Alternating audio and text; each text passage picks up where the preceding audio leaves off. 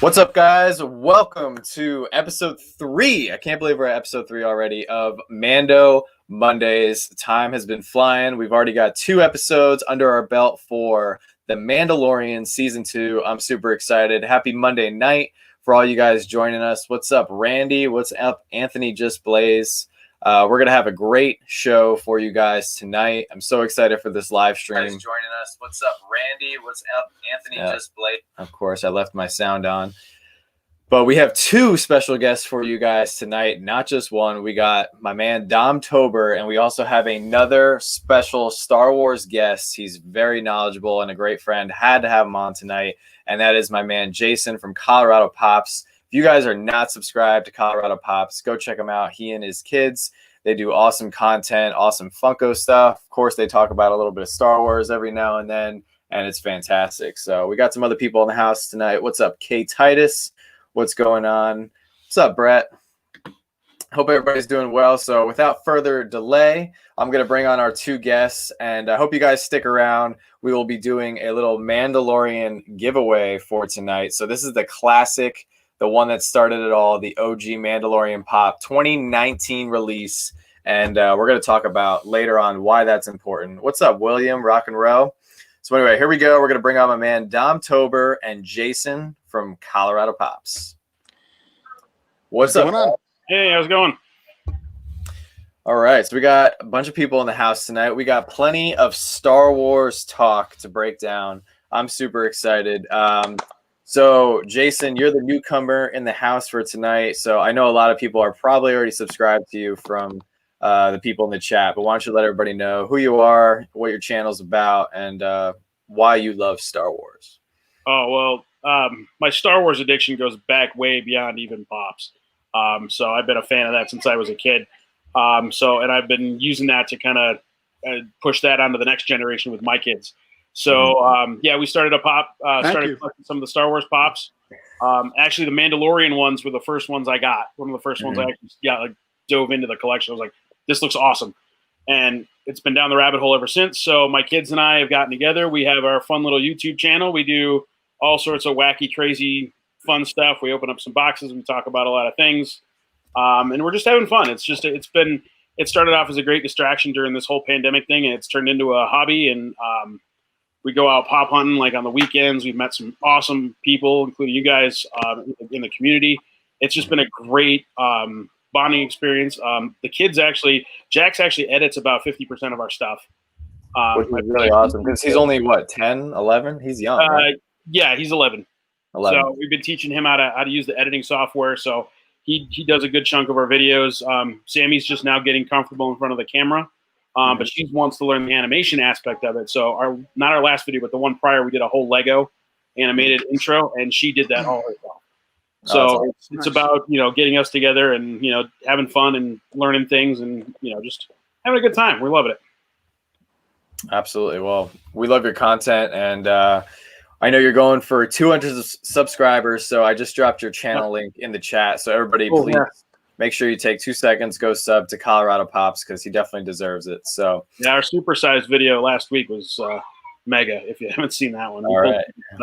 Yeah, I admit I have to go catch up on some videos. So I like to binge watch people's channels. I think Dom and I have talked about that a little bit. So I'll definitely be binging your channel in the next couple days. But anyway, we have episode 2 to talk about. Lots of stuff to talk about. So first, what did you guys think of this episode? Was it better or worse than episode 1? Dom, if you want to kick us off. Well, it wasn't worse or better than the first episode. It was different. It was a 360 turnaround for what the first episode brought us. Yeah. It had more comical aspects to it than the first one did, more serious tones, but it actually more enlightening. You got to see more of the child doing devious things that he shouldn't be doing. but it wasn't bad. It was good. Peyton Reed, Ant-Man, was the one that did the episode. So it kind of had that action-packed element and horror to it. And it was enjoyable. I enjoyed it. Yeah, I thought it was good. We definitely got a little bit more humor, which as we've talked about, Dom, is important in the Star Wars universe. We really didn't get much of that classic humor in Episode 1, except for the Crate Dragon coming to snatch the bantha there. That was, or Yes. not the bantha. He came at the Tusken Raider instead of the bantha. That was pretty funny. And we got a lot more child screen time. So, but Jason, what did you think of the episode? Solid episode. You can tell they're using it as a stepping stone for where they're going with the story this year. It very much reminded me of episode 2 in the first season, where it was pretty much just him going after the Jawas and the Mudhorn. You know, it's not. It wasn't like crucial. Like at the time when you're watching, like, okay, he's got to fight this animal and gets this thing. But in the long run, that becomes his signet. You know, so that actually played a huge part in where he's going. So I think this one's going to do the same thing. With him with the passenger, they didn't give her a name as far as I know yet, but the frog lady passenger. Just go frog lady, I guess. Yeah, I think they're going to take her. They're taking her to her planet, and I think that's going to be the next stepping stone for where he's going to end up.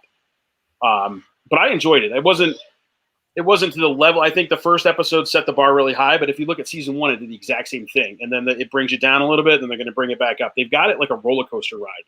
Because if every episode was just trying to top each other, you're gonna burn yourselves out. You got to have those little lull episodes where they're still fun and enjoyable, but it doesn't necessarily have to move the plot line along in chunks. It moves it in little pieces.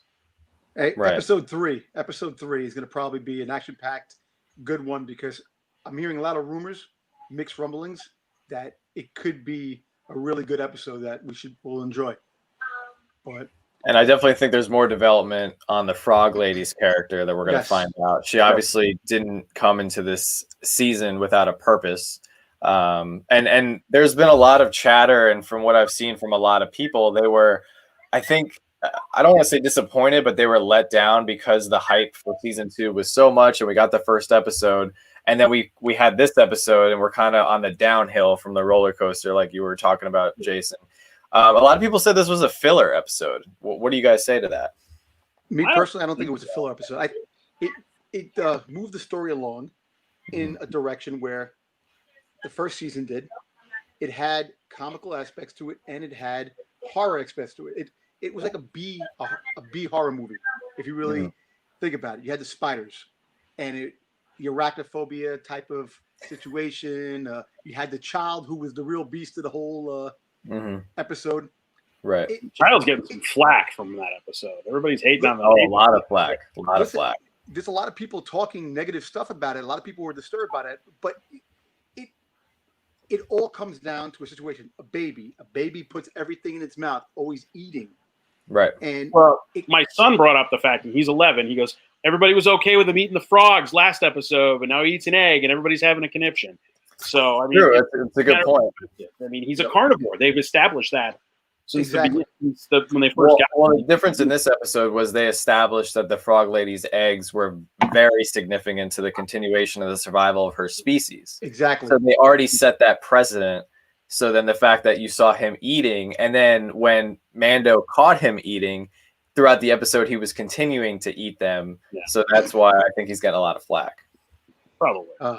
Look, but you're right. He's a baby. He doesn't know any different. Even though he's 55 years old or whatever they established, he's still a baby in his species. Yeah. But I think he has some knowledge. I know, like frogs. So basically, frogs is his appetizer as a species, as alien. Like if you look at the circle of life, every animal has their own type of eating. The animals they eat to keep the circle going. Yeah. And apparently, the Yoda species loves frogs. Now, out of all the creatures in the Star Wars universe and names, how can they not name the Frog Lady? That really, what species? Maybe they could have called them amphibious something, just something that could have gave it a kind of a name. The Frog Lady or something. I think they'll probably explore that in the third episode because he doesn't know the language she speaks. Even Amy Sedaris' character, I can't remember her name right now. She even said she only met her 10 minutes prior to. Which was funny. That was really funny. When she was like, "Oh, I trust her with my life." But see, I got a theory on that too. There's something that I just found out about that whole situation. We're laughing the fact that her character, is helping Mando and all these things. At the beginning of this episode, the bounty hunters that were after the child, how did they know where he was? First of all, Yes, I want to know about that. Yeah.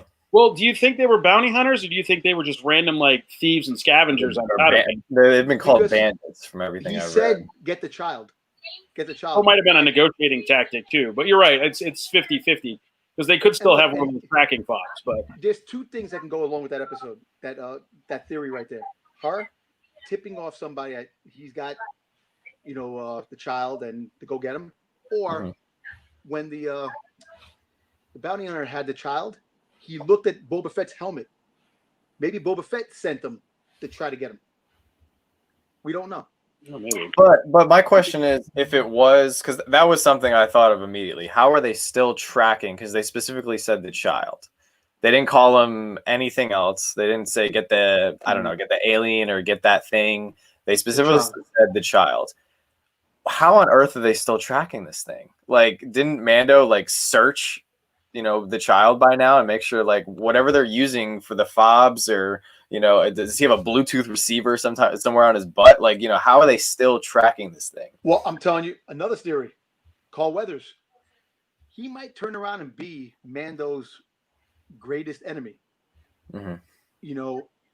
Who knows? Because remember, you're the leader of the bounty hunter guild, right? And all of a sudden, you turn a new leaf. You help Mando out with all these. What's in it for you? Oh, he's always looking out for himself. Of course, because now I think him and Moff Gideon probably got together, and the 4th episode is his episode that he's going to direct. Carl Weathers directs, so we might find out answers in that episode. And we've already established too that Greef Karga has connections to the Empire. Yes. But if he's with my think on that is to negate that if Cara Dune's staying with Greef Karga, and if she finds out he's got any sort of Imperial ties, she's not going to have that. Yeah, she's gone. Look, we don't know. She'll either kill him or she'll bolt. Oh, definitely. But like I said, then again, remember what Beckett said in Solo? Don't trust anyone. You don't get disappointed. You got to think that logic. In Star Wars universe, not everybody's going to be a good guy or a good girl. Definitely. So he's definitely out for himself, but it's only right now. I think it's more beneficial to him to have Mando on his side. Yes. Versus, he turned on his own people in that camp after the child healed him from that winged creature attack. He turned and shot his own people. Mm-hmm. I mean, it's not to say he's not going to do that again. Well, think about this. It's like the old wrestling. Remember in wrestling, at the end, where the NWO or somebody fought somebody, they make believe they're with you, and then at the end, they go against you, like the whole storyline. Yeah. You never know. You got to look at it. Everybody's double crossing each other, yeah. But I mean, that's what's part of this Mandalorian show: the double crossing. You don't know who's on what side, because at the end of the day, I mean, Mando's on his own, and throughout the show. You're trying to figure out, is this guy an ally? What's this guy's? Everyone has their own agenda, which is pretty cool. But overall, I thought the bandit scene, or whatever you want to call it, the people who attacked Mando on the speeder bike, I thought that was a great way to open the episode. I thought that was really unique. And we got more humor, like we're talking about this episode in particular had a lot of humor. I thought the jetpack scene was awesome. That was awesome. I thought that was super funny. Just very Star Wars-esque, oh, you want this? All right, you can have it. Well, you're going to go 50 feet up in the air and come back down, and I'm going to take what I want and walk away. Yeah. So, and I read some other blogs and stuff earlier. You saw for the first time, or maybe not the first time, but you see more of Mando becoming a father-like figure to the child, the way he immediately started negotiating for the child. So what do you guys think about that and his character development? Look, I really think that he's attached to the child more than people actually know about. Something changed him. Remember, before he met the child, he was a criminal, an outlaw, a bounty hunter, a mercenary.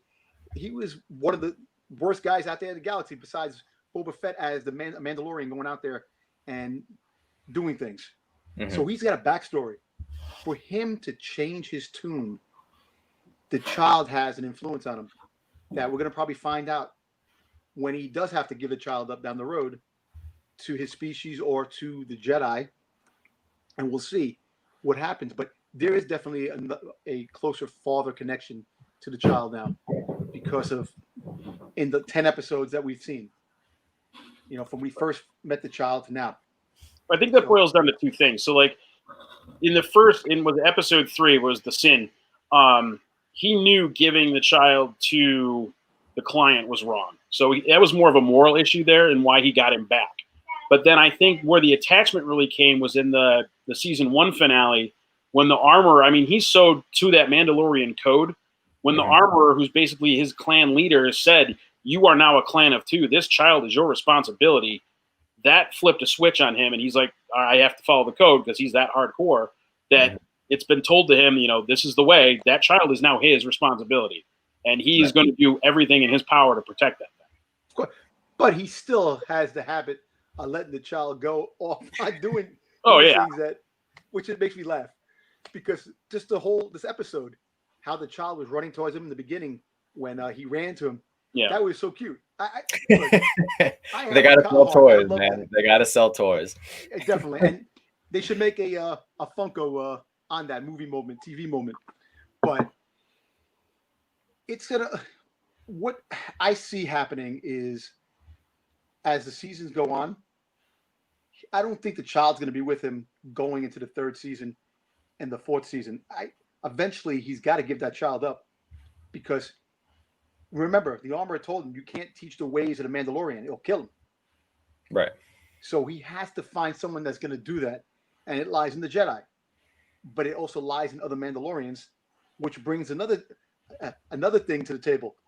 Now, he's with the code. You can't take the helmet off. Can't do that. When he runs into Bo-Katan, when he runs into Sabine, and they take the helmet off, what is he going to say? It's more of a choice. It's not the armor. It's the person in the armor that makes the Mandalorian. Because I think he thinks it's the armor that makes him who he is. He's got to learn that it's what's in the armor that makes the Mandalorian. And that's what Boba Fett, back to the first episode with Boba Fett, that ending could have clarified in many different things. That he wiped his hands clean of the 5 years that he was on Tatooine, knowing that his armor was there, that he didn't want to touch it. But he knew it was lingering there. That once he seen Mando take the armor, he was done being Boba Fett. Or it's almost he's released from it now. Or it could have been that he was finding the right moment because he heard the stories. Because think about it, The Empire Strikes Back was 5 years prior. I mean, Return of the Jedi was 5 years prior to the events of Mandalorian. You can't tell me that they don't know what was going on in the universe. Maybe. The Empire knows just to see how good Mando really is. That's it. And with the Krayt Dragon, how really good he is, and to take down a Krayt Dragon, that's a pretty impressive feat. That's epic. You're already a legend now by doing that what you did. So there's the connection. See, Filoni and Favreau know what they're doing. Absolutely. We sit here and we scratch our heads on what's going on. How come this? How come that? There's a reason. And the reason will come out. And when it does come out, it's going to be very brutal to the Din Djarin because he's not going to believe what happened. It's like when you're a kid, you know, and I'm not going to say that. There's definitely going to be a turning point where he has to make a massive choice. There's going to be a moment where something's going to blow our mind, basically. Exactly. Because that we're not going to see it. You're not going to see it coming. And when it does, it's going to tear Djarin apart on the way he's seen what Mandalore is about.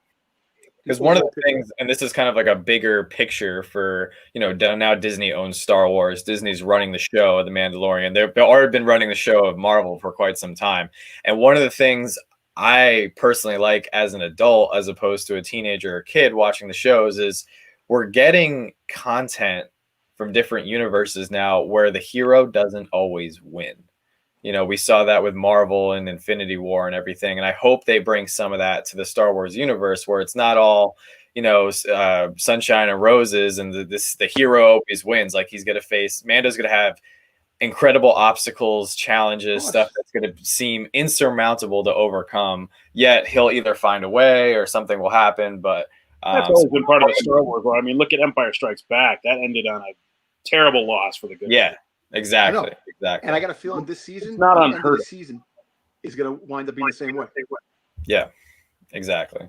So speaking of Dave Filoni, he appeared in this episode as his character, the X-Wing pilot, which I thought was so freaking cool. And we had a pretty epic, space chase, whatever you want to call it, high speed pursuit.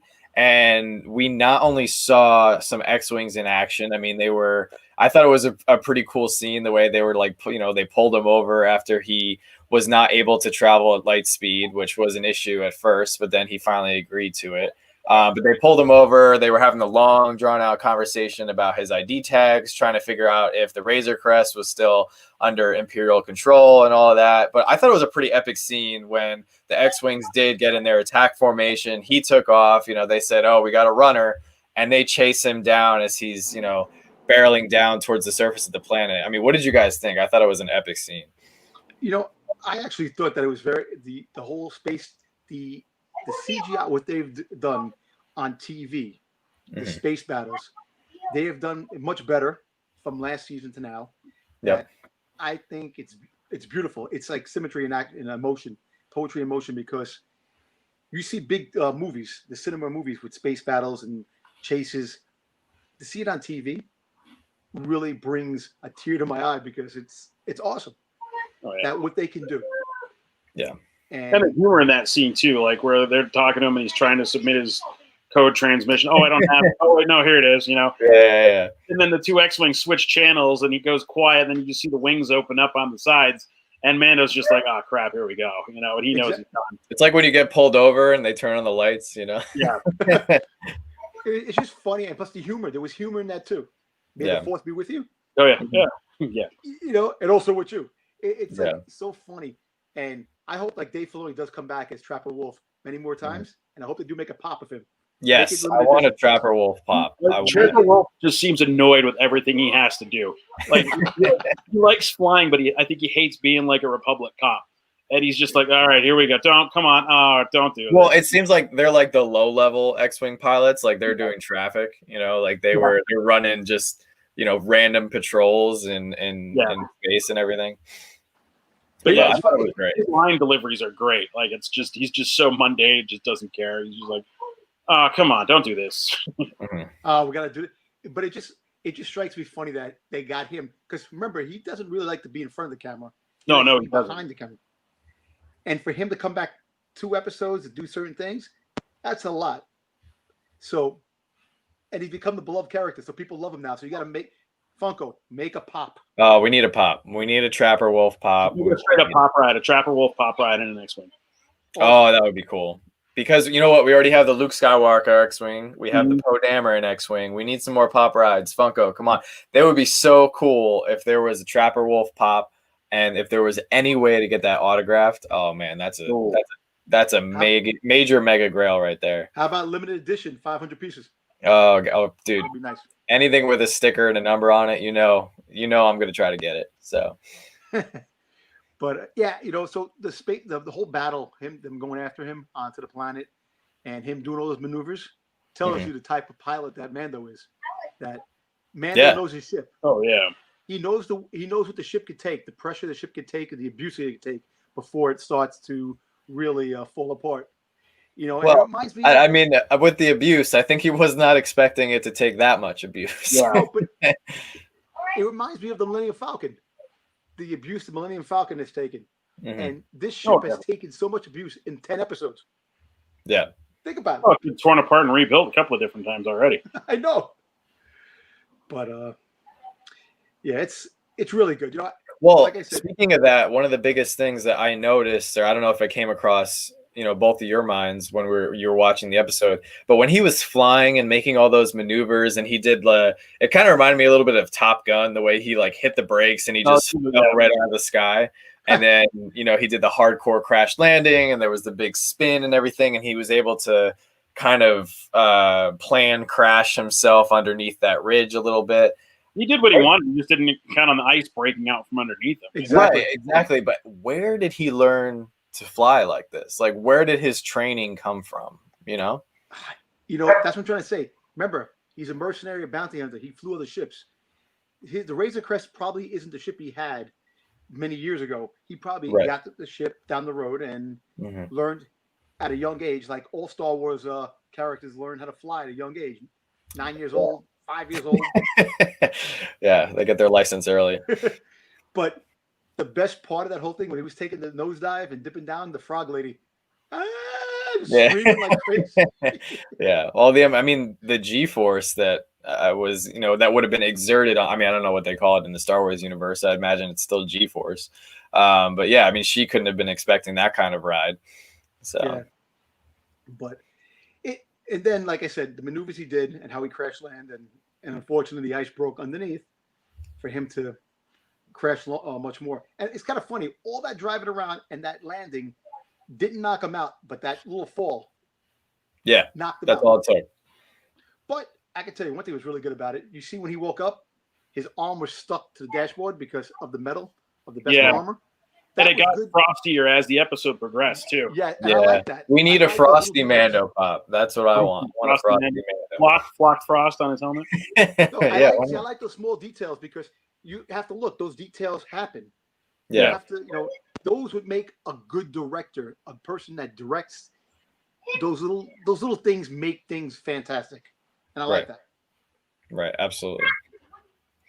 But as he was able to evade the X-wings and he got away from them, and when I was watching it, I was like, all right, he got away from them. They were going off doing their own things, still running his tags and searching for his information, but yet they become critical in the end of the episode. But before we get there, we went through a little bit of a horror phase through the episode, and at one point I didn't think he was going to make it, as I'm sure everyone felt that way at a certain moment in time. But what did you guys think of the giant spiders? Their name is escaping me at the moment, but the giant spiders were awesome. That was a good touch. Alienish with the eggs. The eggs remind you of aliens. Oh, the eggs definitely. The way it even opened looked like an alien. I was like, are they cross-referencing? Because I know Disney owns Alien now, but because the one scene when Mando was running into the ship and he got his hand webbed up, the one jumped at his face and he grabbed it and crushed it. He caught it and crushed in his hand. Yeah, he caught it in his hand. It was good. That was a great play on him. But it was awesome seeing those spiders like live action after, because like as soon as they cracked and you started to really get a good view of them, I instantly flashed back to Rebels. Yeah, those are different. Those different spiders. It's a similar species though, right? It's got to be because the design is similar. It's similar, but different species. The Ralph McQuarrie had back in the 80s. Yeah, his were drawings from the original. The drawings from the 80s, yeah, because they were supposed to be in The Empire Strikes Back. They never put them in. Yeah. Oh, okay. I still think that's still Filoni's imprint. Like he loves the old stuff, so I'm sure he antiquated that into Rebels, and then they finally brought it also into. But the design is very similar. I mean, the Rebels ones were blaster proof, if I remember correctly, but these ones weren't. But they're still terrifying, and I hate spiders. Look, the crazy thing when the mother, the queen spider, hit the glass with its mouth, and you see those teeth. Yeah, like wow, that was gross. That was I'm not a big Harry Potter guy, but I remember that scene in one of the Harry Potter movies where all the spiders came out in the woods, and that's kind of what it reminded me as well. Yeah, but and it was all because of the child. Once again, the child screwed up. His curiosity almost killed him. Of being hungry, and you know what? The funny thing that made me laugh about the episode, they found the frog lady in the sauna, in the warm water, bathing with the eggs, and it's like. You have to laugh. She's in there naked, her clothes roll on the side, and just laying there with the eggs. And of course, the child is looking at the eggs, and no, and you just get popping them in his mouth. It's funny. The only thing that I questioned was why Mando stood there for so long when the little spiders were starting to come out, and they're starting to come at them, and it took him.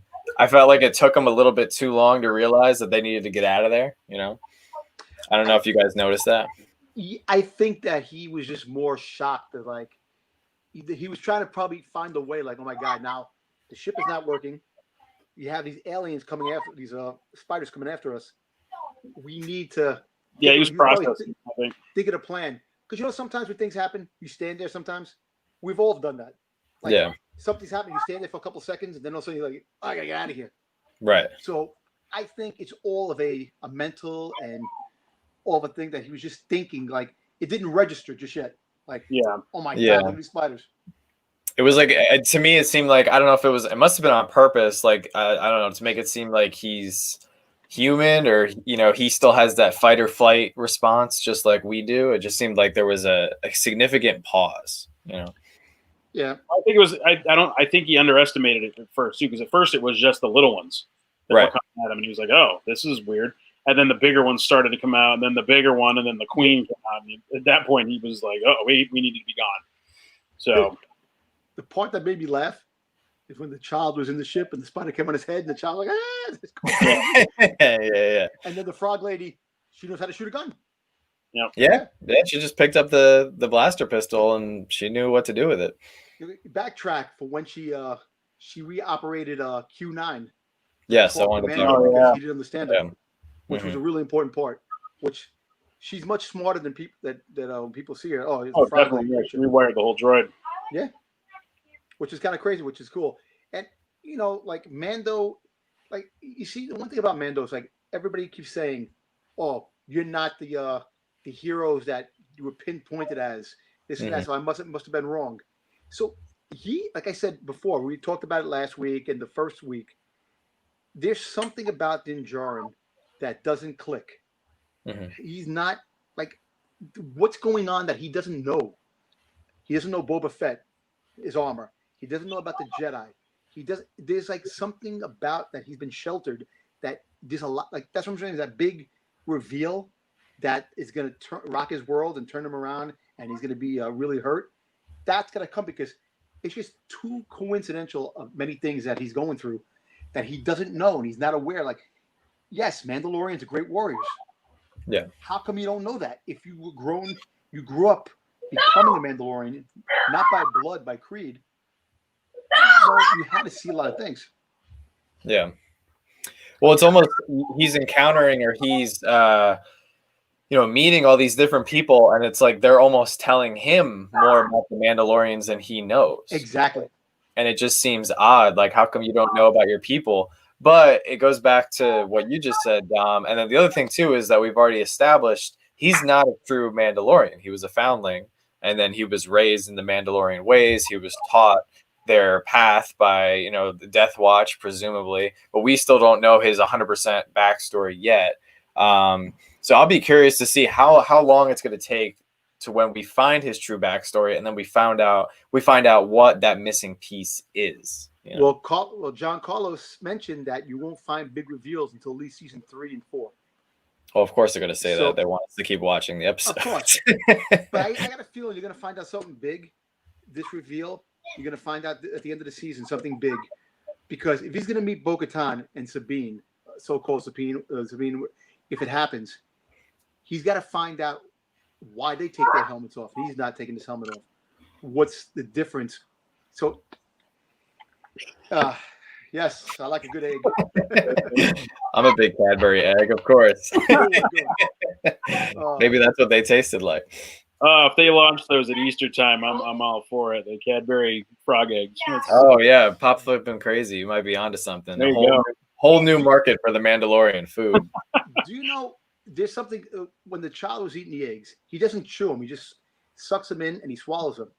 Yeah. Maybe in something inside the Yoda species, kind of he could actually take other species and transform them to their species.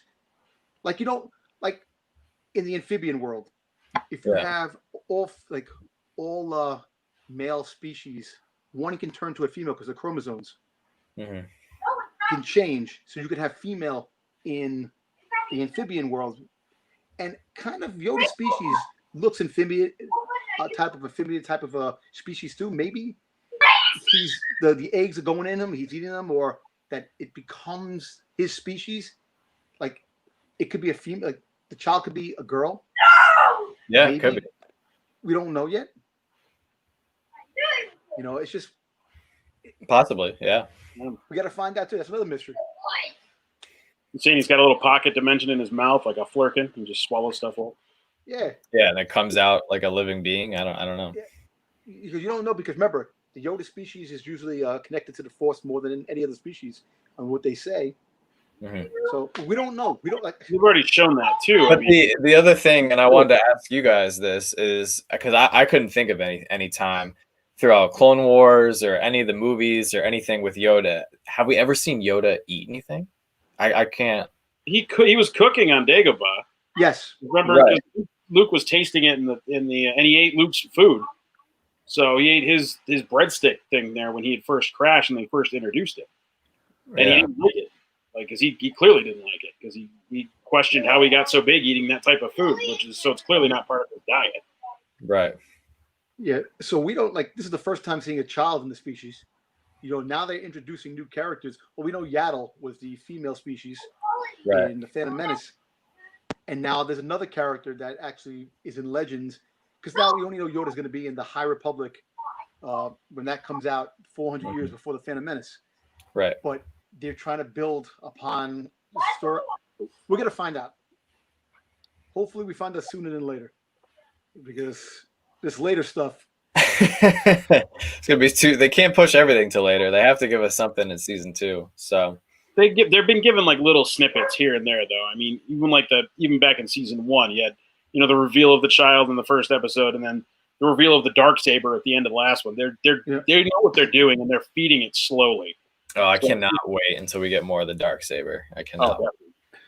We're gonna find out, because I know that Din Djarin is gonna hold the Darksaber sometime in this series. He's gonna get it and have it. Hey, look, he might get asked to become the leader of Mandalore down the road, because his legend's growing. Well, especially now, we were just talking about how, word hasn't really seemed like it's gotten to him, but word about him must be getting out to other corners of the universe. And, 1 episode ago, he just took down a crate dragon. There is no doubt in my mind that word is going to start to spread from planet to planet. And it would be interesting to see at the end of the episode, or the end of the season, or one of the later episodes, if they refer to him as, oh, you took down the crate dragon, or, something like that. If there's some kind of, you slayed the dragon, if there's some kind of reference like that. He's already got the reputation going for him when he met the gangster guy at the very first episode of the season 2, the one-eyed guy. I can't remember his name. Like, he knew, like, I hear you're looking for other Mandalorians. Like, word's getting out about him. Right. So, and, the underworld in Star Wars seems to be very well connected, and everybody seems to know a little bit of everything. They must have Twitter or something. I don't know. Look, it's kind of funny. They have something, because think about it. Jabba the Hutt ran Tatooine, and the Hutt cartel was big in the universe, and people didn't mess with the Hutt cartel. Now that Jabba the Hutt, the biggest gangster, was killed, it left that vacuum where all these other small crime syndicates are all coming out and trying to make a name of themselves. That brings the story again.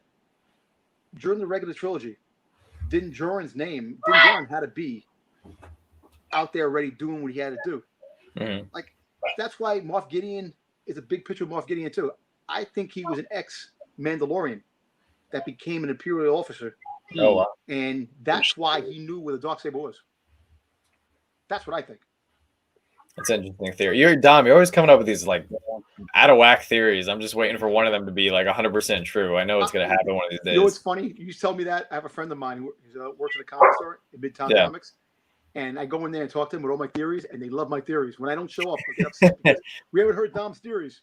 I'm like, you watch things. You put things. You got to write them all down, and then you can go back later and go, see, I told you this was coming in. No, because Star Wars is such a small universe in a whole. In the show itself, it's supposed to be bigger, but there's connections. Things connect to everything. It's like a puzzle. And once you find that puzzle piece, it connects to everything. And that's what the Mandalorian's about. There's a huge puzzle that you have to build with the Mandalorian, and each episode keeps building those episodes, and the big reveal is coming. And when you find that piece that fits there, that finishes that whole puzzle, that's when you're going to know, wow, it led up to this.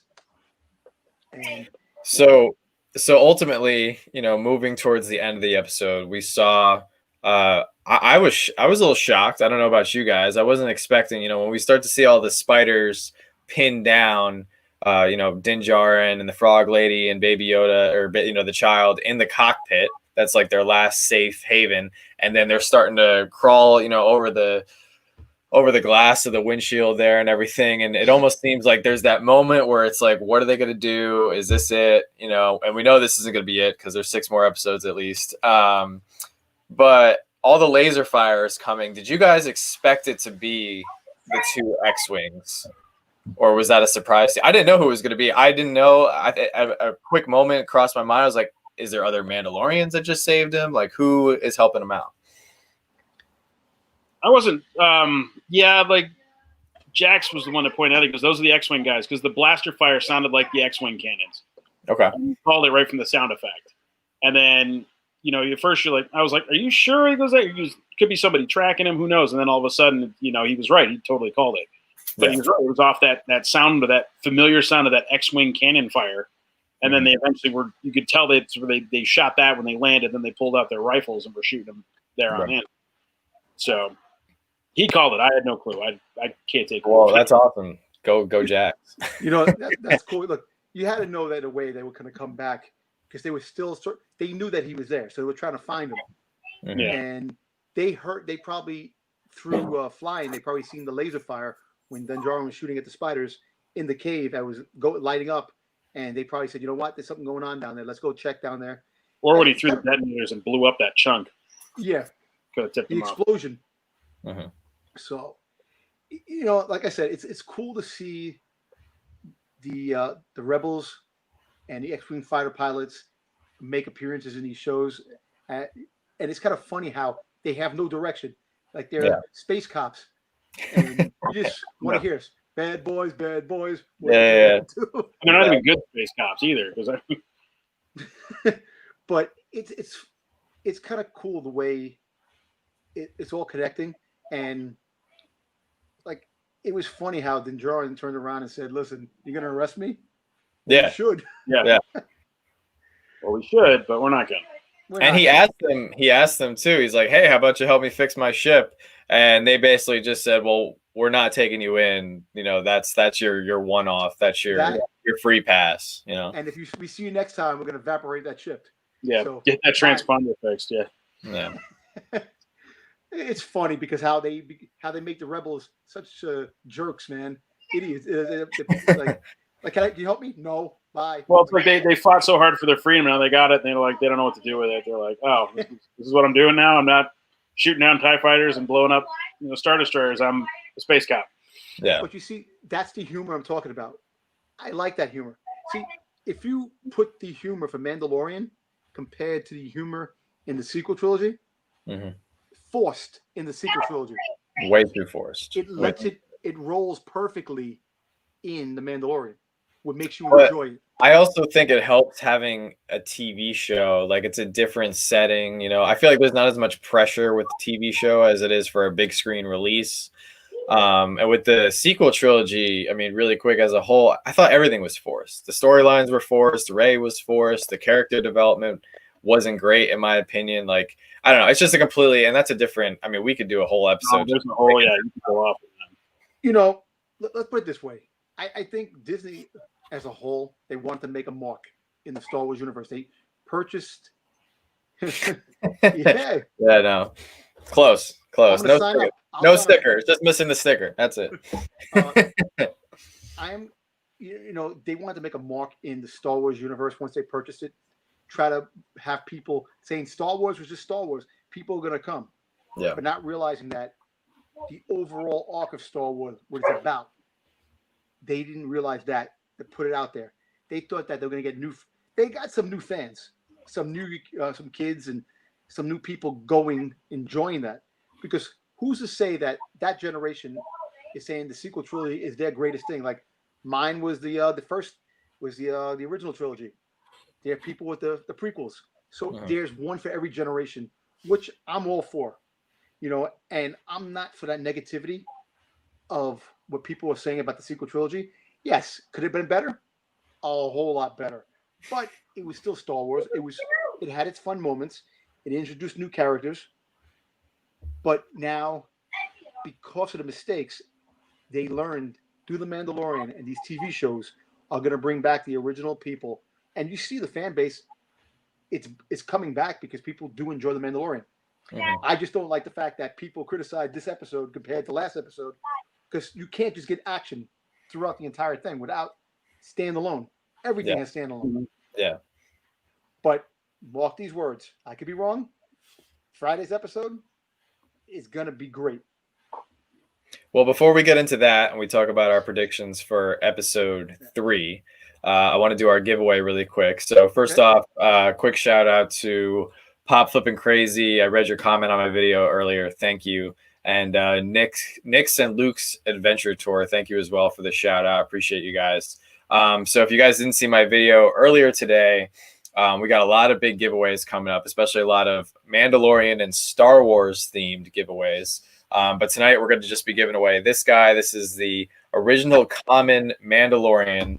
And we're just going to keep it really simple. I want everyone just to go hashtag Mando on today's video. So I'll pin it in the comments for you guys. I'll give everybody a chance to go over there. All you got to do is comment hashtag Mando. So there it is in the chat for everybody. And we'll just do a simple comment picker for the winner of this pop. Like I said, I appreciate everybody coming out, hanging out with us, and watching the stream tonight.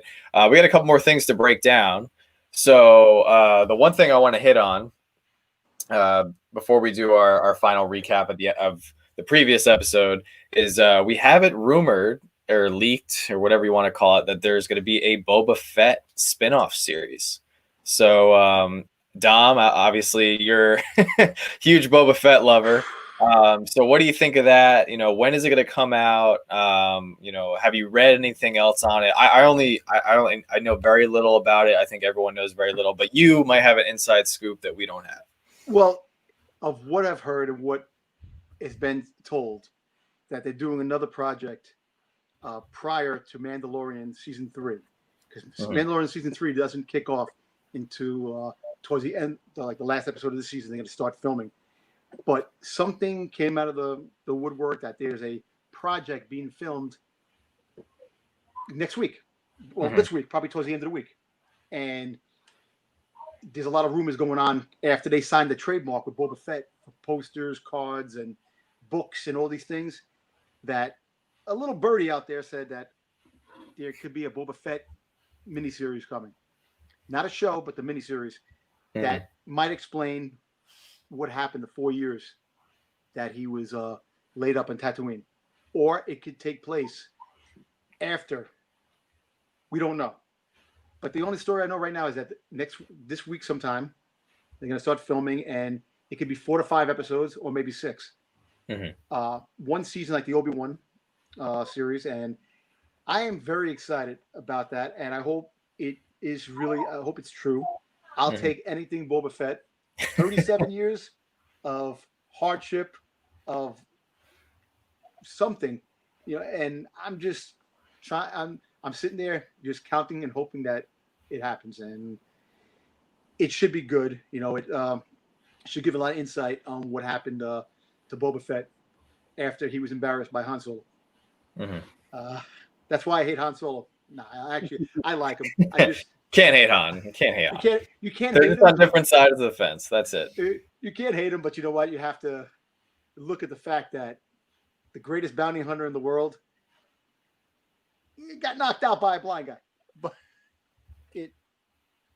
it's a fault in the jetpack, though, because Mando did the same thing to Cobb Vanth. It's the fault in the jetpack. It's not Boba's fault. I know. Design flaw. I love that scene, though. That made me laugh. But so the Boba Fett, if it's true, it's going to be awesome, and we should have some fun looking forward. And if it does come out, it's Josh is on I want fire. Baba Frick. Baba Frick needs. Oh yeah, Professor Josh is off. I don't know. Whatever you're drinking, Josh, keep it up. He's got his live stream in 40 minutes, so he must be pre-gaming for that. I hope it comes out before Mando season 3, because the rumor has it that if that Boba Fett series comes out, it's going to come out in the fall, the same time that Mando came out this year, and Mando season 3 won't come out into late 2020, like 2022 sometime, early 2022. So they're going to put the other series, and then have Mando come out later on instead of the date it usually comes out. So we might have a year without Mando, or like a 6 to 8 month gap potentially. Maybe you might have that more, because I think they want There's also rumors that they're talking about that it might go above the 8 episodes, maybe 10. Mm. So these things I'm hearing a little like whistles in the Star Wars fandom. That could be true, and if it is, that's great. It'll be sad that we have to wait almost a year to get Mando back, but the Cassian Andor series, the Bad Batch, and the Boba Fett series can actually really give us some good content for next year, going into next year, and then going towards 2022, the new season of Mando and other things. Because look, the Obi-Wan series does come out in 2022. So if you have Obi-Wan going and then Mando, people will watch. Yeah, absolutely. You want to keep people watching. So you put these miniseries out. Because if you put their regular series on, they're going to watch it. You know Mando is a must-watch. Absolutely. So that's what I'm hearing, and hopefully it's true. Hopefully it's not true with the Mando thing. I really don't want to wait a year, but if it does happen, we have the other shows to look at, which will keep us busy for the time being. So Jason, what about you? What have you heard or what have you seen? I again, probably just the same as you, that it's a rumor at this point that they're shooting it. I think it's a cool idea. However, opposed to Dom's, I'd actually prefer to see Boba in his heyday. I'd rather see him pre-Empire Strikes Back. I know we got a chunk of him in the Clone Wars up till he was about mid-teens, but I want to see him like really truly become, get the armor on and truly become that, and just have it be like a massive, like just like a mean series where it's just he's like just a massive comeback series. Yeah, or even like where he starts to truly hate Solo. I mean, if you could even do a small tie-in there and bring in I can't remember the guy that played Solo, and kind of make that, because I feel like Solo's kind of, it's like the weird option in the Star Wars universe, because it just didn't, for me, it didn't flow right.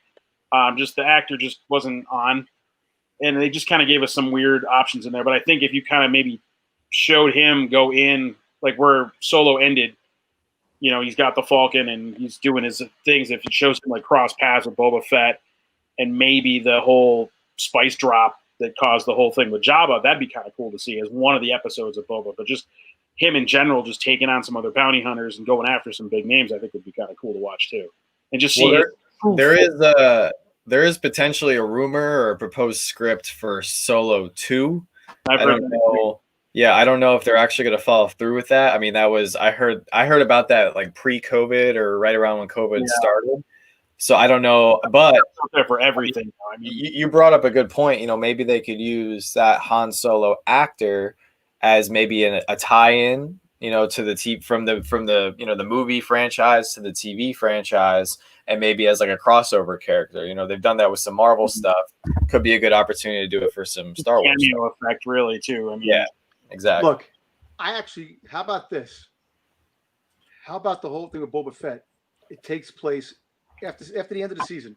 Boba Fett comes back, the season finale, does some messed up stuff, takes the child from Mando, takes his armor away. Mando has no armor left. Takes the child away. Moff Gideon gets his stuff and he goes. Leaves Mando for dead. Right? The miniseries takes place of him reestablishing who he was as a bounty hunter. And then season 3, showdown. Mando gets new armor. Mando is hunting down Boba Fett. That's the main of the season, because you're going to have, last season, he has the child. He's trying to find the child, the home for the child, his home world, plus Mandalorians. Now, season 3 comes. He's going after Moff Gideon and trying to find Boba. That's his thing with all his allies. So it could work. Look, I don't want to see any more past stuff. All the past, even Mando. Yeah. I always said I want to see the other side of the universe, which was taking place when Star Wars was happening. It's very interesting. But when you start going on the same timeline and we've seen The Force Awakens, we've seen The Last Jedi, and we've seen The Rise of Skywalker. Now, to clean it up, I want to see past that now. I want to see something brand new that we haven't seen before. This is all stuff that's rehashed to be new. Like Mandalorian is a ripoff of Boba Fett. Yes, Boba Fett is the Mandalorian, even though people don't say it's Beskar armor. It is Beskar armor. You go back to the comic books, the Bounty Hunter comic book. Valance told Boba, your Beskar armor is not going to protect you. Yeah. So it's Beskar armor. I want to see a new direction. And like I said, I do have a feeling that as much as what I want to see, they're going to go with a redemption story with Boba. And I think Boba might become the mentor to Mando. I feel like the idea of Boba going after Mando and then like teaming up with Gideon for the common goal and just leaving him for dead at the end of an episode. And then maybe that's where they introduce Sabine and Ahsoka, and they find him for dead and they patch him back to health, and then he gains their trust. How about this? How about this theory? Here's a good theory, John. So this is why I pay Dom to come on the show every week for his theories, by the way. How about this theory? How about Boba Fett and Fennec Shan, for who got shot in episode 5, had their daughter, because in the comic books he had the daughter. Mm. Say Sasha Banks is the daughter of Boba Fett and Fennec Shan following Mando. You never know. Because look, he's on that planet for Tatooine for 4 years, 5 years. Yeah, plenty of time. Yeah. The most notorious bounty hunter.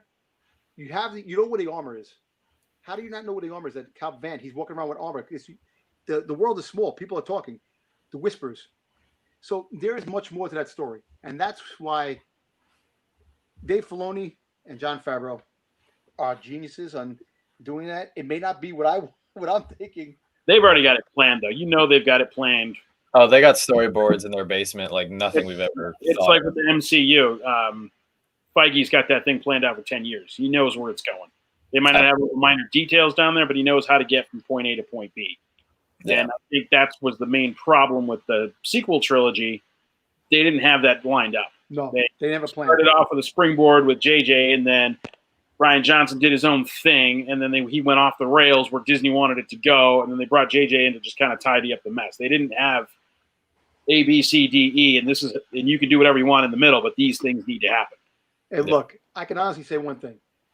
They got big plans for Boba Fett moving forward, because you don't just make trademarks with the name Boba Fett and go out and get books and cards and posters and things. There's some big plans in the works for Boba Fett.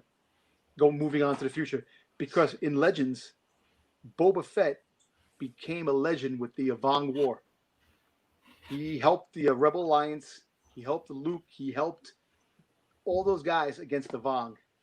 And I have a feeling there's something big in the horizon coming. And it could be a movie.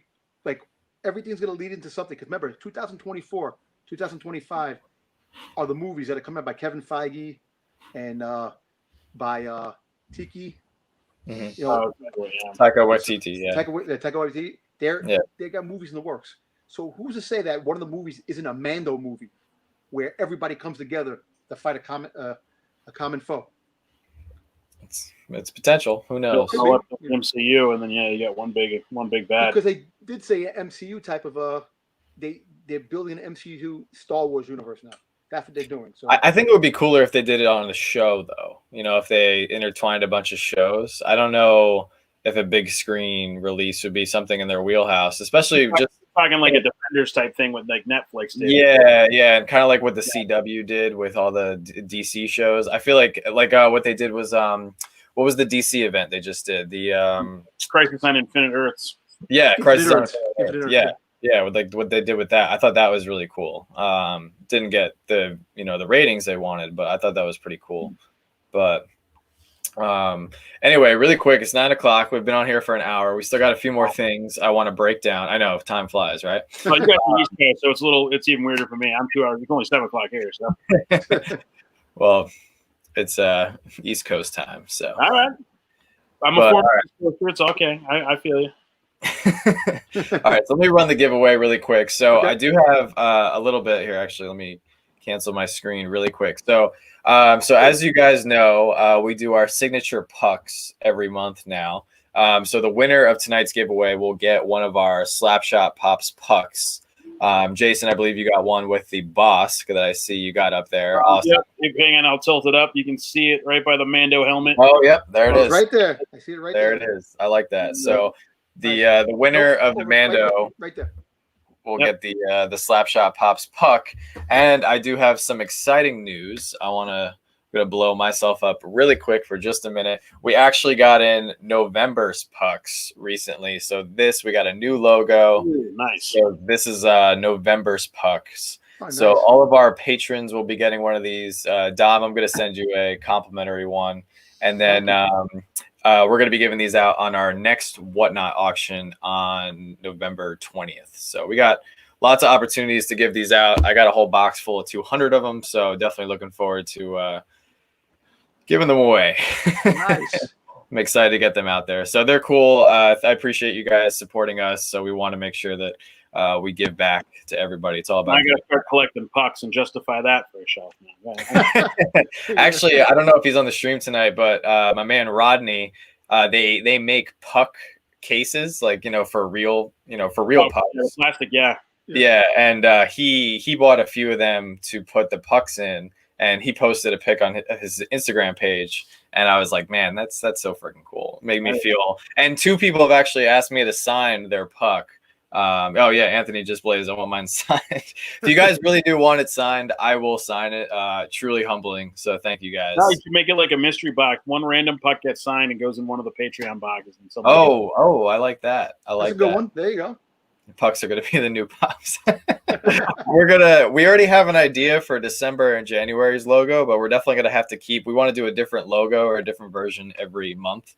So if any of you guys have ideas for logos, we're definitely going to take them because there's 12 months in a year, which is a lot. But anyway, let's see. We have 12 unique commenters. So if you guys didn't get in, last chance. Today's video, all you had to do is hashtag Mando.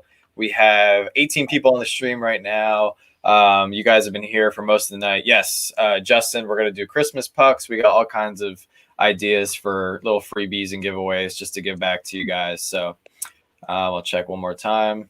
All right, so we got 12 unique commenters. It's for the common Mando, which Dom and I have broke down several times. We think this guy is going to be worth a little bit in the long run, even though he's just a common. But here we go. Our winner for tonight. Let's see who it's going to be. K. Titus. All right. Hey. K. Titus. Congratulations, buddy. I'll be shipping you this Mando as well as your very own Slapshot Pops puck. So congratulations, K. Titus. Well deserved. I constantly see him. He's a supporter of my channel too. Yeah, I constantly see him commenting on our videos and everything. So let's see how I want to do this. Yeah, we'll leave it like that for right now. All right. So one of the other topics I wanted to get in really quick. Yes, Titus, if you would like, I can sign the puck for you. So moving away from Mando for a couple minutes, I know that's going to break everybody's heart, but did you guys see the Lego Holiday Special trailer? Did you guys? Yes.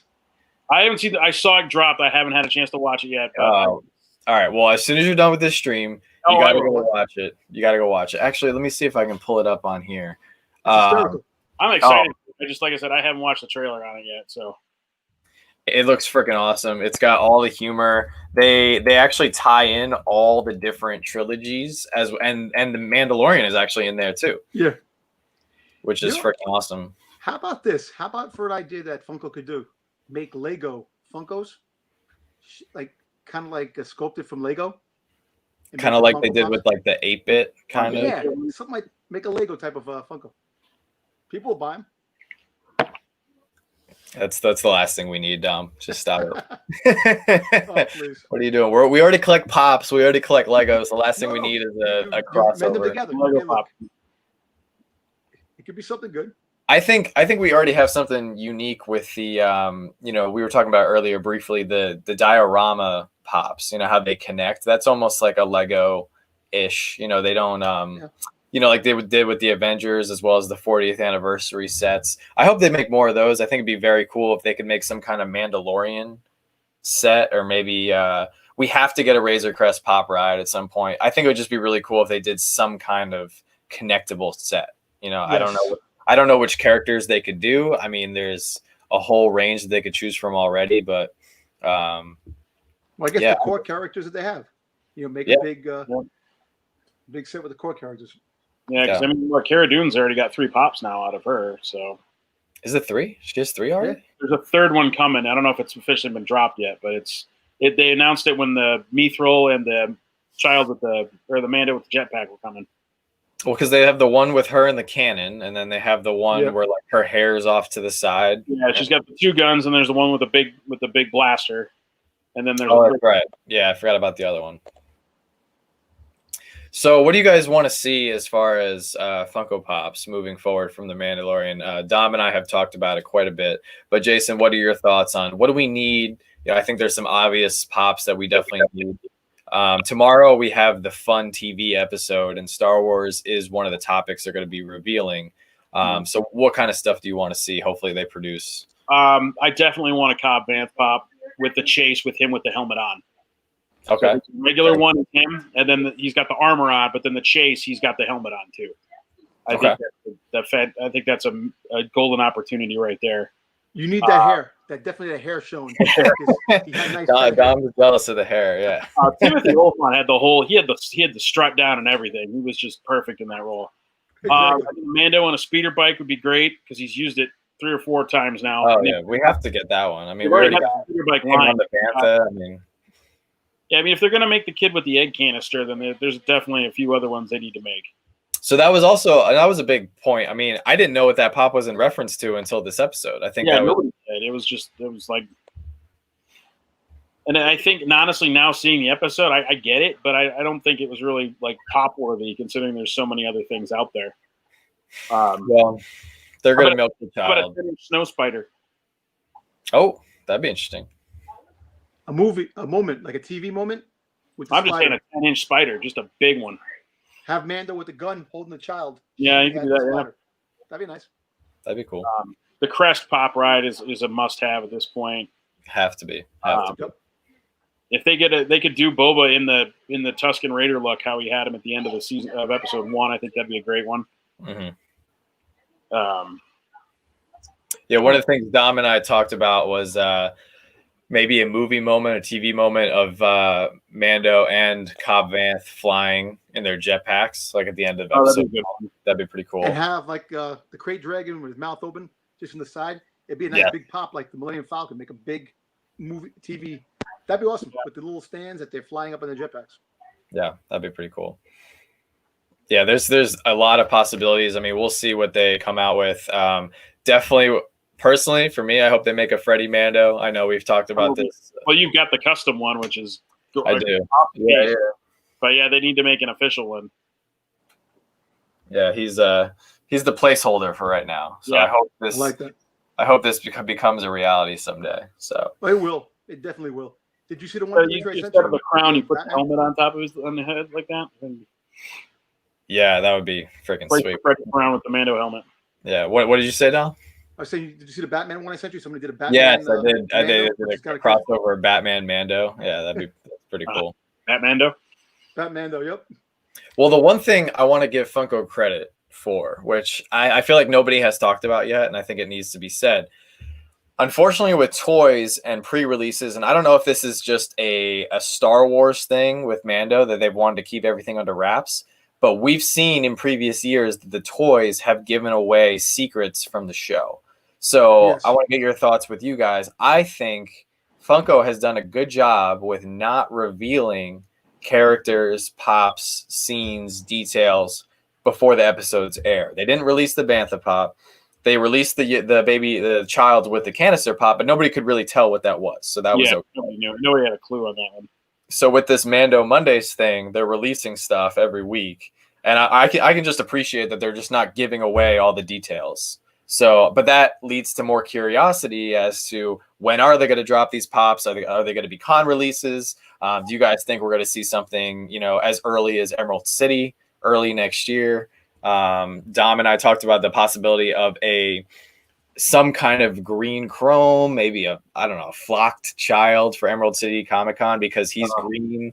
the Comic-Con is green. You know, that would kind of be. I'd rather be a diamond edition child than a flocked one, but I think there's childs out there as there is. I think I've got 7. I think is the running tally, and I don't have the egg canister one yet. Yeah, mine are right there. You know, look, they're gonna milk it. Some of them milk it because, remember, they were behind with the child because it was such top secret before the child came out, and Funko nobody could do anything until the season came in. So they were behind, and now you had the first episode. The production didn't set in until like mid season of the first season, and then things didn't pop out until the beginning of this year, basically from last year. So I got a feeling there's some other surprises that are in store that Funko already has in the works that are coming.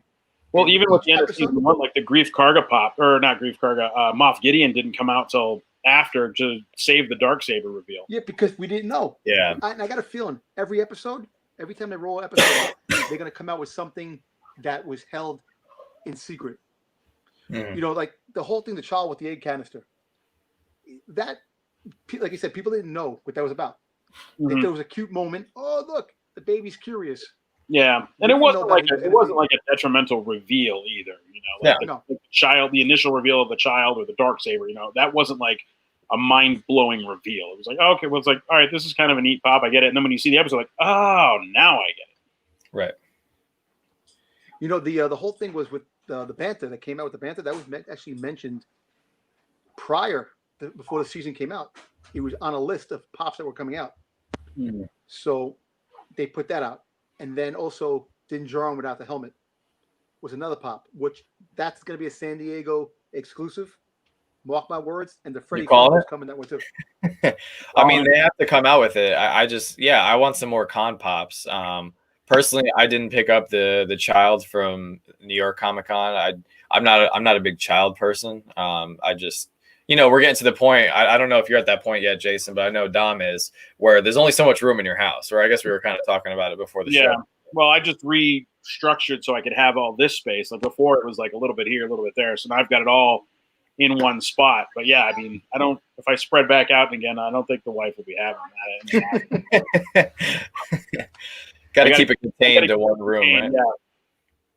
Yeah, that's why I've been able to talk. You know, I feel like that's the only way I can get stuff in the house now is convincing Joanna that like, no, we're gonna have an auction in 2 weeks and half this stuff is gonna be gone. Like, you know, just I can bring it in, clear it out, bring it in, clear it out. Because like same thing with you guys. I know you guys do mystery boxes on your channel, so mystery boxes are great. But you know, every time you do a mystery box, you're bringing in anywhere from 1 to 4 pops into the house, and everything takes up space. And we've hit really good on our last couple ones, so everything's kind of stayed. Usually, I'm not going to keep this one. I'll put it on my curry. But yeah. I think the last one we pulled one a couple weeks ago where we had a bunch of office pops, which are not office collectors, but I've already managed to trade off 2 of them. Yeah. So, see, that's a good thing. If you have pops and stuff you want to get, you trade those pops off to get what you really want. That's what we should be doing.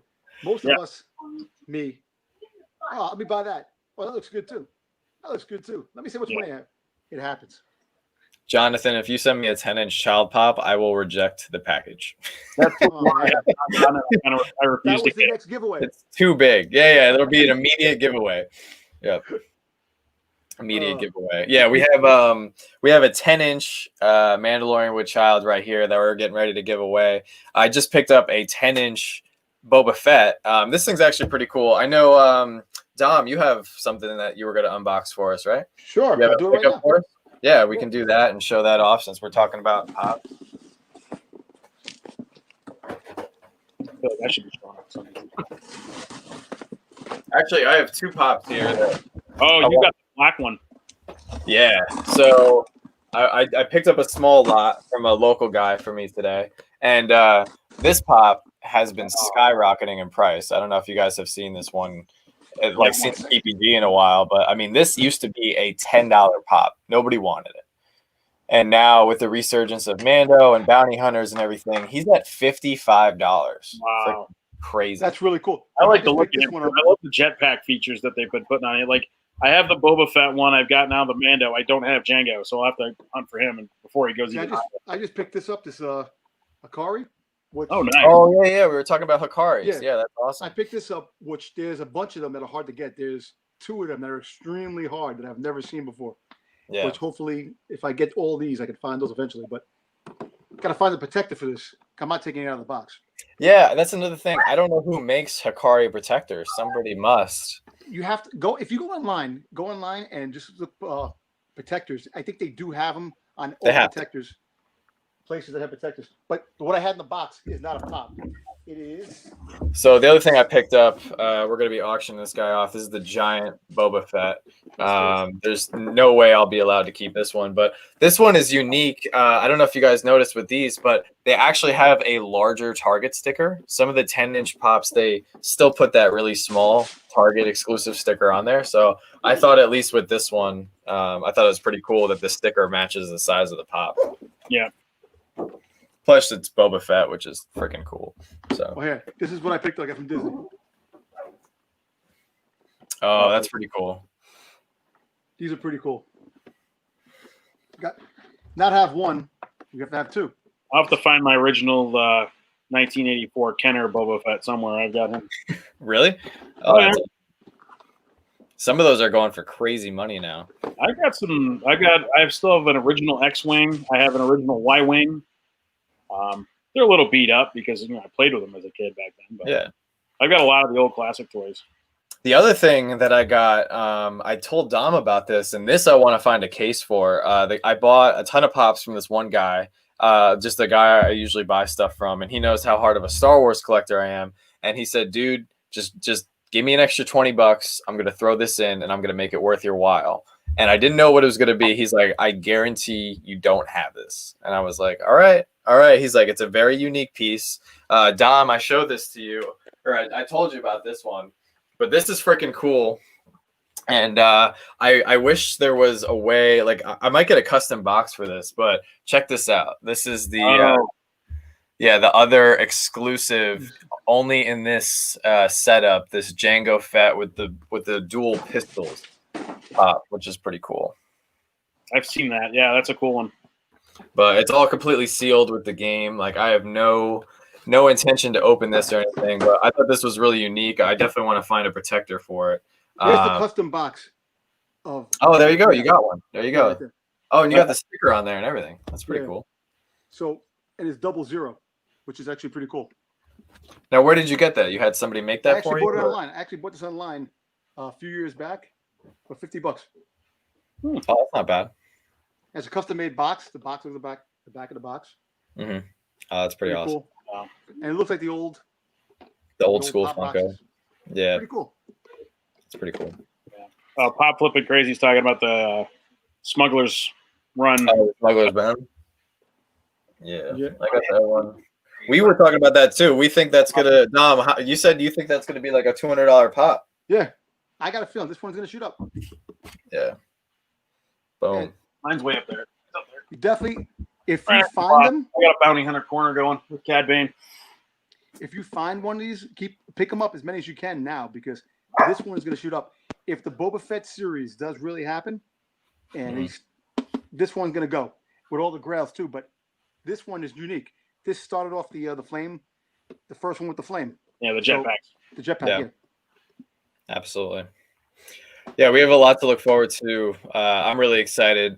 So the last thing we're going to hit on tonight, because I want to get off, make sure everybody has a break, and then go check out Professor Josh. And also Monthly Pops is doing his Whatnot auction right now. So plenty of stuff to watch. If you want to go mix it up from YouTube, go watch an auction, come back to YouTube. Monday nights are action-packed now. So let's just close out the show for tonight. What are you guys hoping to see Friday in episode 3? Jason, if you want to start us off. Wow. Well, I think I went and rewatched the trailer after this episode, and they've revealed almost 75% of that original trailer so far in just the first 2 episodes. Oh yeah, definitely. So this one, I'm pretty sure, they're going to be on the boat. They're going to be on that aquatic planet. And it looked like in the trailer, there was that hidden figure in the shadows that I can't remember who's playing her. So I think that's going to be a factor. And if she turns out, according to the rumor mill, that's Sabine, that would be fantastic. I would love to see that, because I think Sabine was a great Rebels character. her story arc is just, there's so much more left in there. I'd love to see more out of that. So I'm excited to see the water planet. Are we going to see more Mon Calamari? Are we going to see, that type of the water issue? And we've never seen a boat in Star Wars before, really, either. I mean, No. they had that small little like kayak thing in episode 2 on Naboo, but we've never seen like ships, like actual seafaring ships in Star Wars. So that'll be another new. Yeah, we saw beneath the surface, but not surface. Yeah, but they never actually had any boats on top. Even on Camino, it was above or below. There hasn't been any actual like seafaring vessels in Star Wars. So I'm excited to see that. Yeah. Well, listen, I'm hoping, like, the fact is, when it comes to next episode, they're talking about unlikely alliances, people that are going to help Mando. We don't know who it's going to be because, remember, what's his name? The Maestro's coming back. He's from the planet he's going to. So maybe it's the family, the family of him asked Mando to break him out because there's something going on. So that's why you probably see him in probably the 4th episode. That's the episode that what's his face? Carl Weathers directs. So that might be the episode with him breaking out. But the whole thing with Sasha Banks, the character Sasha Banks, in the beginning, I was kind of hoping that it is Sabine. And then I kind of went away from that, thinking that she was something else, because there's so many other characters she can be.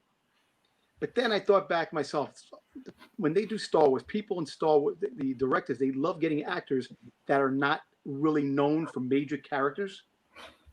Like Mark Hamill wasn't a big known name to be Luke Skywalker. Not at all. Harrison Ford was a carpenter. Carrie Fisher was young. So these characters that they got these brand new fresh faces to work with. Alex Guinness, who was a big time Shakespearean actor. So for them to take Sasha Banks, listen, you're going to be Sabine. We're going to have a TV show afterwards. You're going to have I'm not sure, but maybe Sasha Banks will be Sabine, or might be one of the night owls, that Bo-Katan is with. So, or she could be a dark acolyte from the dark side, a follower of the dark side, but not a Sith, because there's people out there. Look, remember, like the Emperor is still out there. Type character. Look, you got Snoke. You don't even know Snoke's character, even though they really botched that whole thing up. Snoke, the Emperor, is still alive. Yeah. So you don't know what he's manipulating out there, because he knows he wants the child. Like I was talking to my brother, Moff Gideon, I don't think he is the main bad guy. I think there's somebody else behind him, and the reveal is going to happen next season. I agree. And it's not the Emperor. I think it's somebody else. No, there's definitely, I think we have a lot of potential for Admiral Thrawn. Something. Yeah. Because Moff Gideon, a warlord. All right, you're a warlord. You have the remnants of the Empire. You have all these stormtroopers and all these things. Oh yeah, there's definitely pockets that are still existing of the Empire still around. Yeah, there's wars going on throughout the whole, all the Empire. The Empire is fighting each other. Yeah. There's something, like I said, there's something more. And like I said, the whole story, it leads back to Din Djarin. And there's a definite power struggle, and Gideon wants the child to tip the scales in his favor. Yes, or it's for the Emperor, because remember, the Emperor was trying to find immortal life. Well, that could be. I mean, having a force-sensitive being is never a bad thing. No. So. No. And there's a lot to the story, and you might see some surprises. That's why this season took so long to show the little bit that they showed for a trailer. Mm-hmm. There's a bunch of surprises that look. It was said in articles the cast was blindfolded in certain areas to walk in that they couldn't see, because there's got to be a huge reason. I mean, if the actors couldn't even know, if they couldn't even be trusted with the secrets, then something big is coming. I'm excited. Every Friday, it's I look forward to Fridays in general. So having Mandalorian just makes it even more special. So I'm excited. I'm hoping for. I don't even have any expectations. I'm just excited for the episode. I'm not expecting anything. I didn't have any expectations for the previous episode. I'm just enjoying it week by week. And I don't know if you guys felt like this, but with last episode, I was just, as soon as it ended, I was wanting more. And that's how I feel after every single Mandalorian episode. And I hope I continue to feel that way. If I continue to feel that way after every episode, then they are doing us justice. A great job. Doing a good job. Yeah. I'm happy. Look, I'm happy for what they brought us and what they have planned, because there's so much more that is going to happen that we're going to be shocked. We're going to have those moments like, oh my God, wow, can't believe this happened type of moments, like the Boba Fett.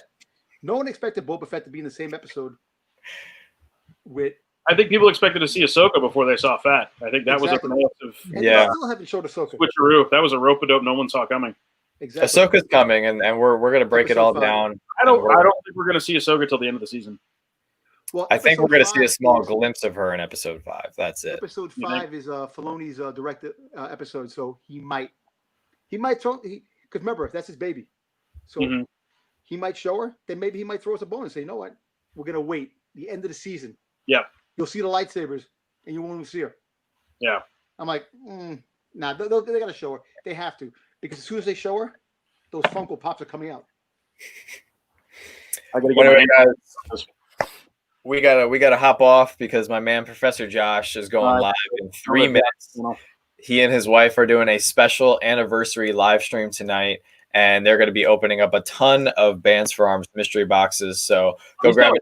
20, doesn't he, that he's doing tonight? Was that? He's opening like over 20 boxes, I think, right? 22. Yeah, he got a bunch in the mail. Freaking crazy. So, yeah, go get a drink, guys. Take a bathroom break. Thank you so much for watching. Go follow Domtober on Instagram. You will not be disappointed. His collection is legendary. And congratulations to Kay Titus on tonight's giveaway. Come back next week, same time, same crew. We're going to be breaking it down once again, and we'll be doing another giveaway. Jason, thank you so much for coming on. And I think thanks for having me. If you're free next week, we'll hope to have you on again. This was awesome. I'm always free for you. I'll definitely be here. And talking Star Wars, I'm here. Oh, absolutely. And I want to give you a shout out once again. I think we got you a few more new subs tonight. So everybody, please go subscribe to Colorado Pops. He has awesome family content. You will not be disappointed. Just a great channel, a great family. We've had the pleasure of doing some collabs with them, and we got lots of stuff planned for the future. So Nick and Luke's Adventures Tour. Yes, Dom will make a YouTube channel of his own down the road. It is in. We have talked about it. We will get there. But for right now, he's here. We got him every Monday night on the books. We've negotiated a reasonable salary from what I can afford. And yeah, go check out his Instagram. Like I said, he's got some amazing pieces in his collection. Go check him out. So thank you guys for coming on tonight. This was awesome. And I'm excited. Episode 3, Friday night. This is the way. Can't wait. It's going to be fun. This is the way. Definitely can't wait. No, it's around the corner. It's right there. It is. Absolutely. Makes the week go by quicker. Absolutely. And to all you guys still in the chat, if you have not subscribed to my channel, please go do that right now. We have some amazing giveaways coming up. And go check out today's video. I have Monday videos dropping every Monday, Wednesday, Friday, and of course, Funko Worldwide every Saturday night. So thank you guys for stopping by. And what we like to always say here at Slapshot Pops, don't stop shooting until you score. I hope you guys have a great night. Have a good one. See ya.